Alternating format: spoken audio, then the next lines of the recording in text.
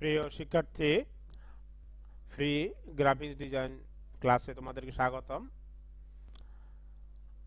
আজকে আমরা Adobe Photoshop basic বিষয়ের পর্ব 1 ক্লাস করব। আগে প্রথমে আমাদেরকে জানতে হবে গ্রাফিক্স ডিজাইনটা কি সাধারণত, এবং গ্রাফিক্স ডিজাইনের জন্য কোন কোন সফটওয়্যারগুলো ব্যবহার করা হয়ে থাকে। সাধারণত কম্পিউটারের সাহায্যে ছবি সম্পাদনার জন্য ক্যামেরায় তোলা ছবি, হাতে আঁকা ছবি, চিত্রকর্ম ইত্যাদি স্ক্যান করে কম্পিউটারে সাধারণত ব্যবহার করতে হয়। বর্তমান যেহেতু ডিজিটাল যুগ, ডিজিটাল ক্যামেরার সাহায্যে যে কোনো তোলা ছবি সরাসরি কম্পিউটারে কপি করে আনা যায় এবং কম্পিউটারের সাহায্যে সহজেই ছবি সম্পাদনা করে এগুলো ডিজিটাল প্ল্যাটফর্মে ব্যবহার করা হয়। এবং ফটোশপের জন্য সাধারণত ছবি এডিটিংয়ের জন্য ফটোশপ ব্যবহার করা হয় এবং গ্রাফিক্স ডিজাইনের মধ্যে অনেক ধরনের সফটওয়্যার রয়েছে। সেই সফটওয়্যারগুলো আগে আমরা জানব। যেমন আমরা যদি অনলাইনে গিয়ে সার্চ করি পপুলার গ্রাফিক্স ডিজাইন, এখানে দেখা যাবে অ্যাডোব ফটোশপ, অ্যাডোব ইলাস্ট্রেটর এবং প্রথম দিকে কোরেল ড্র। অর্থাৎ যতগুলো গ্রাফিক্স ডিজাইনের সফটওয়্যার রয়েছে তার মধ্যে সবচেয়ে জনপ্রিয় সফটওয়্যার হচ্ছে কি Adobe Photoshop, Illustrator, Corel draw. এগুলো ছাড়া অনেক ধরনের গ্রাফিক্স ডিজাইনের শত শত সফটওয়্যার রয়েছে। যেহেতু বাংলাদেশে কিন্তু সবচেয়ে বেশি ব্যবহৃত হয় অ্যাডোব ফটোশপ এবং অ্যাডোব ইলাস্ট্রেটর, এবং বিদেশে কোরেল ড্র, ইনডিজাইনের ব্যবহার বেশি চলে। যেহেতু আমরা আজকে গ্রাফিক ডিজাইনের অ্যাডোব ফটোশপ জানব, সুতরাং আমরা অ্যাডোব ফটোশপ নিয়ে বিস্তারিত জানব। মূলত এখানে প্রশ্ন হতে পারে অ্যাডোব ফটোশপটা কেন ব্যবহার করা হয়। তাহলে অ্যাডোব ফটোশপের কাজ যদি ইলাস্ট্রেটর করা যায় তাহলে ইলাস্ট্রেটর করলে তো হয়। এই বিষয়টা একটা প্রশ্ন থেকে যায়। সেটা হচ্ছে অ্যাডোব ফটোশপ মূলত ব্যবহার করা হয় ছবি এডিটিংয়ের জন্য। অর্থাৎ এডিটিং রিলেটেড যত ধরনের কাজ রয়েছে সবগুলো কিন্তু অ্যাডোব ফটোশপে কাজ করা যায়। এই কাজগুলো কিন্তু ইলাস্ট্রেটর দিয়ে আবার করা যাবে না, ইনডিজাইনও করা যাবে না। অ্যাডোব ফটোশপের তুলনায় অ্যাডোব ফটোশপ নিজেই সাধারণত, বিশেষ করে অ্যাডোব ফটোশপ দিয়ে কী কী কাজ করা যায় মূলত সেটা আমরা এখন জানব।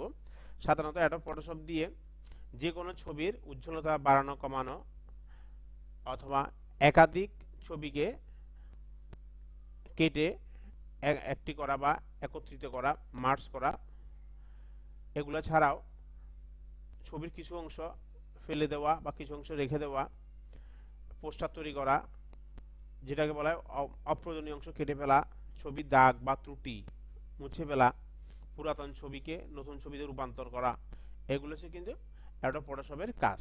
তাহলে প্রিয় শিক্ষার্থী, আমরা জানলাম অ্যাডোব ফটোশপ গ্রাফিক্স কি এবং গ্রাফিক্স ডিজাইন কোন কোন সফটওয়্যার ব্যবহার করা হয় এবং অ্যাডোব ফটোশপ দিয়ে কি কি কাজ করা হয়। এখন আমরা অ্যাডোব ফটোশপ প্রোগ্রাম ওপেন করব। অ্যাডোব ফটোশপের অনেকগুলো ভার্সন রয়েছে। সাধারণত আমরা এই ভার্সনটি ব্যবহার করব। এটা পোর্টেবল ভার্সন 2017, 19 এবং 20 একই, এবং এটি আমি কিন্তু ডেসক্রিপশন বক্সে এই সফটওয়্যারটি দিয়ে দেব। তোমরা চাইলে ডাউনলোড করে নিতে পারবে। এটার জন্য কোনো সিরিয়াল নাম্বার বা সিরিয়াল কি বা লাইসেন্স কি প্রয়োজন হবে না, সরাসরি এটা সেট আপ করে ব্যবহার করা যাবে।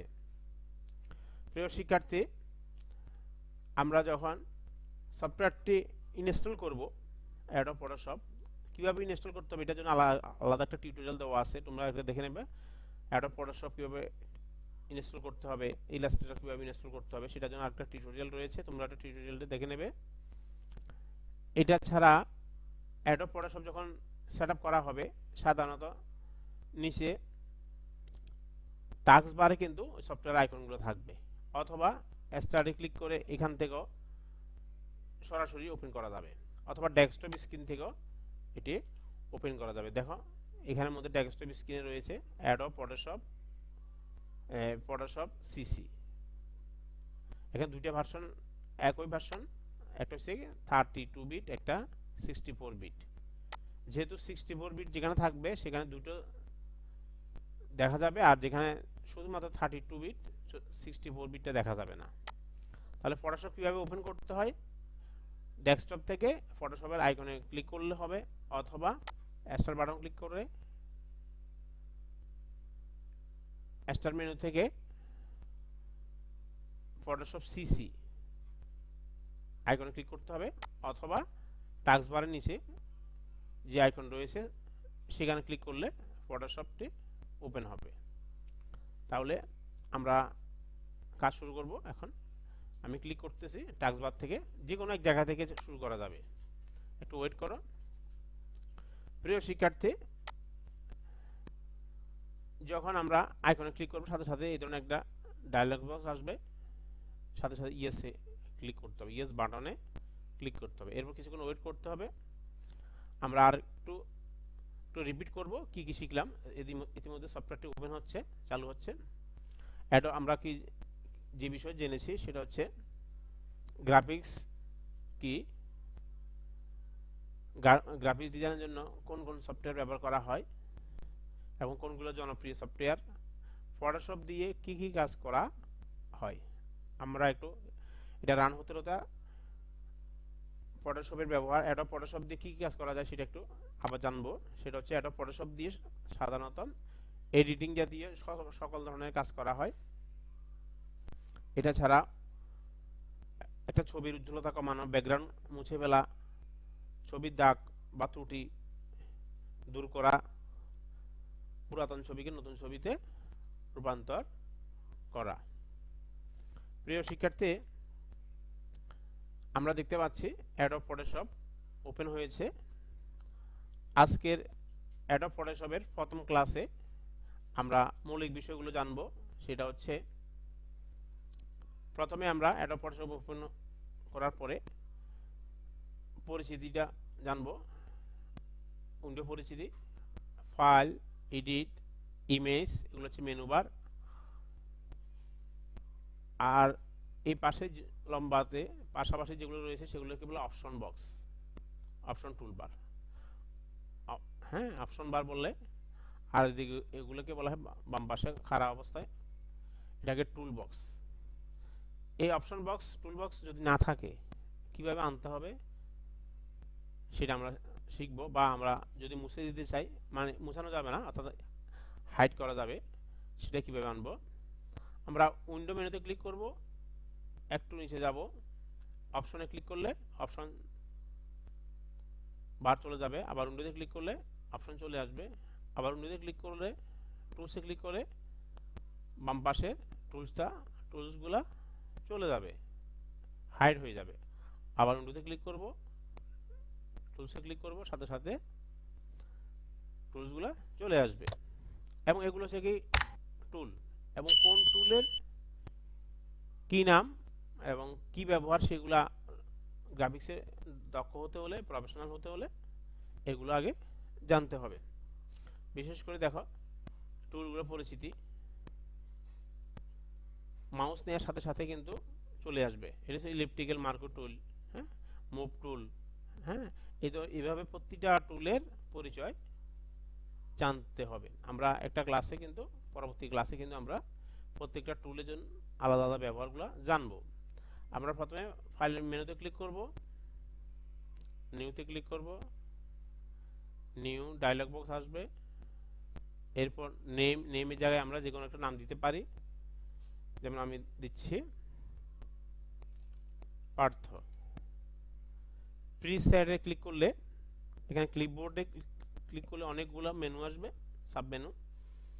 এগুলোর অধীনে অনেকগুলো সাইজ রয়েছে। আমি চাইলে সরাসরি এখানে কাজ করতে পারি, যেমন ইউএস পেপার ক্লিক করলে এর অধীনে এই সাইজগুলো শো করবে, তিনটা সাইজ, লেটার, লিগেল, আদার। ইন্টারন্যাশনাল পেপারে ক্লিক করলে A4 সহ অনেকগুলো সাইজ রয়েছে, A4, A5, A6, ঠিক আছে। আবার যখন আমরা ফটোতে ক্লিক করব, ফটো নিয়ে কাজ করার জন্য কোন কোন সাইজের প্রয়োজন হয় সেই সাইজগুলো এখানে শো করবে। আবার আমরা ওয়েবে যখন ক্লিক করব, অর্থাৎ অনলাইনে ওয়েব ব্যানার করার জন্য বা ওয়েব রিলেটেড কাজ করার জন্য অনলাইনের জন্য কোন কোন সাইজ প্রয়োজন হয় সেগুলো এখানে শো করবে। আবার যদি আমরা মোবাইল অ্যান্ড ডিভাইসে ক্লিক করে মোবাইল ডিভাইসের জন্য কাজ করলে কোন ধরনের সাইজের প্রয়োজন হয় সবগুলো সাইজ এখানে শো করবে। আবার ভিডিও করার জন্য ফিল্মের জন্য কোন ধরনের সাইজ হতে পারে অপশন সেগুলো এখানে শো করবে। কিন্তু আমাদের এই মুহূর্তে আমরা চাইলে যে কোনো একটা দিতে পারি, ওয়েব দিচ্ছি আমরা, হ্যাঁ। এরপর ওয়েবের অধীনে বিভিন্ন সাইজ শো করতেছে। এরপর একটা হচ্ছে কি হাইট, একটা উইথ, সেটা হচ্ছে কি দৈর্ঘ্যগত প্রস্থগত। এবং এই দৈর্ঘ্য প্রস্থ এখানে যে 800 600 দেওয়া রয়েছে সেগুলো ডান পাশে পিক্সেল লেখা আছে, পিক্সেল। এখানে একটা বিষয় মনে রাখতে হবে, সাধারণত এই পিক্সেলটা কি, পিক্সেল হচ্ছে মানে সাধারণত ডিজাইন করার জন্য বা যে কোনো কাজ করার জন্য একটা মেজারমেন্টের প্রয়োজন রয়েছে, পরিমাপের জন্য। পিক্সেল আছে, ইঞ্চি আছে, সেন্টিমিটার, মিলিমিটার, পয়েন্টস, আদার অনেকগুলো রয়েছে। আমাদের বেশিরভাগ প্রয়োজন হবে পিক্সেল নতুবা ইঞ্চেস, পিক্সেলস ইঞ্চেস, ঠিক আছে। আমার প্রয়োজন হলো অন্যগুলো ব্যবহার করব। আমি যদি এখন পিক্সেল আছে কত 800/600, আবার ইঞ্চিতে যখন ক্লিক করব সেটা কনভার্ট হয়ে যাবে, পিক্সেলে যা ছিল ইঞ্চিতে হলে কত হতে পারে, ঠিক আছে। আমরা পিক্সেলে থাক, চাইলে আমরা এটা কমাতে পারি এবং বাড়াতে পারি নিজের ইচ্ছে মতন, কাস্টম করে দিতে পারি। যেমন আমি চাচ্ছি 750 হয়ে গেল, আবার এখানে লাগলো 650 হয়ে গেল, ঠিক আছে। এরপর রেজুলেশন, ঠিক আছে। এখন রেজুলেশনটা কি সেটা আমরা একটু জানবো, কারণ এটা কোনো গুরুত্বপূর্ণ একটা বিষয়। সেটা হচ্ছে এখানে রেজুলিউশন হলো পিক্সেলের সংখ্যার পরিমাপ। রেজুলেশন হলো পিক্সেলের সংখ্যার পরিমাপ, ছবির উপাদান বা রঙের পৃথক বিন্দু বা যা একটি ডিসপ্লে স্ক্রিনে বা ক্যামেরা সেন্সরে থাকতে পারে।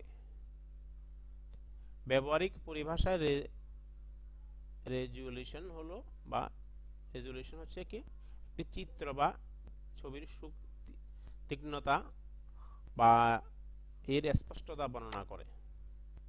শুধু এতটুকু মনে রাখলে চলবে, রেজুলিউশন হলো পিক্সেলের সংখ্যার পরিমাপ যা ছবির উপাদান বা রঙের পৃথক বিন্দু। এখন রেজুলেশনের সাথে দৈর্ঘ্য প্রস্থের সম্পর্ক ওতপ্রোতভাবে জড়িত। রেজুলেশন যত বেশি হবে তত ছবি কোয়ালিটি বাড়বে এবং এটা ভারী হবে। এবং রেজুলেশন সাধারণত ডিফল্ট থাকে 72, আমি চাইলে 100 করতে পারবো। তবে একটা জিনিস মনে রাখতে হবে, রেজুলেশন প্র্যাকটিসের জন্য সাধারণত 100 থাকা দরকার, তবে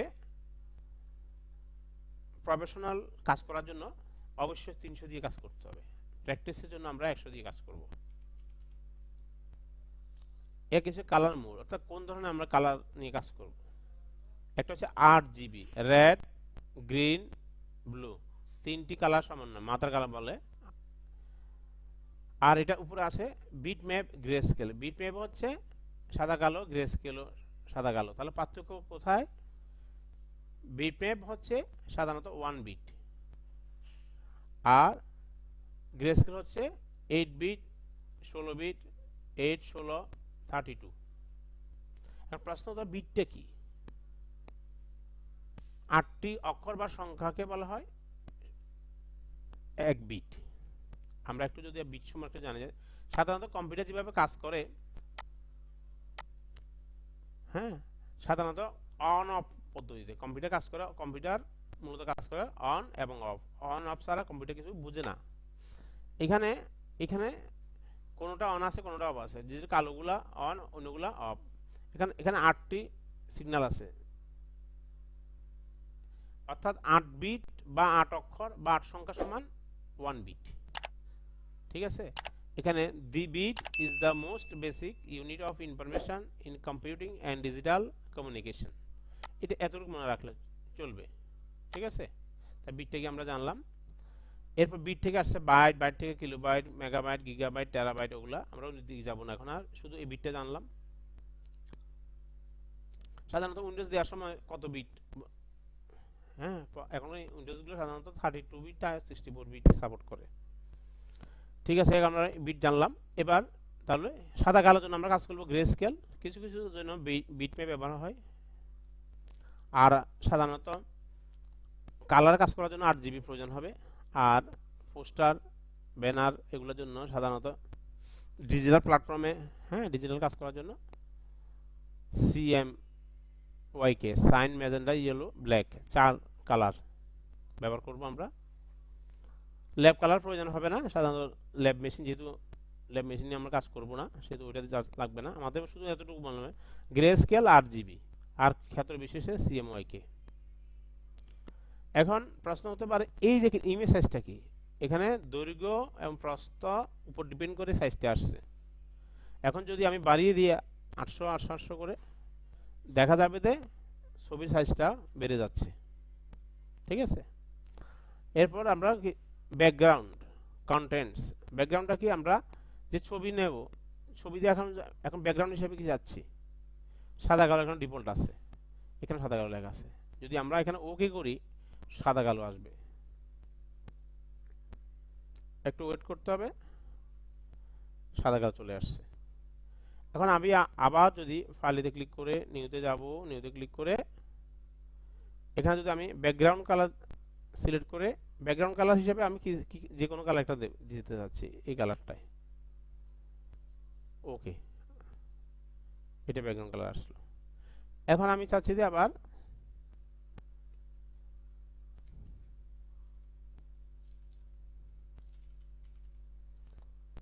এখানে ট্রান্সপারেন্ট আছে, ট্রান্সপারেন্ট মানে স্বচ্ছ বুঝাই, ট্রান্সপারেন্ট কোনো কালার থাকবে না দিয়ে ওকে যখন করব একা স্বচ্ছ, ভিতরে কোনো, সাধারণত পিএনজি কোনো ফাইল যখন পিএনজিতে সেভ করা হয় তখন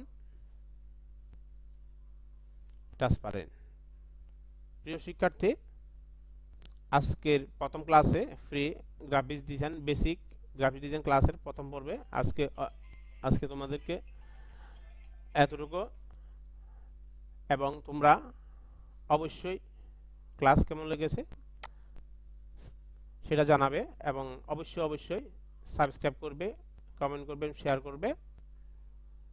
প্রিয় শিক্ষার্থী, তোমরা আজকে ক্লাসটি বারবার প্র্যাকটিস করবে এবং পরবর্তী দ্বিতীয় পর্বের ক্লাস কিছুদিনের মধ্যে দেওয়া হবে।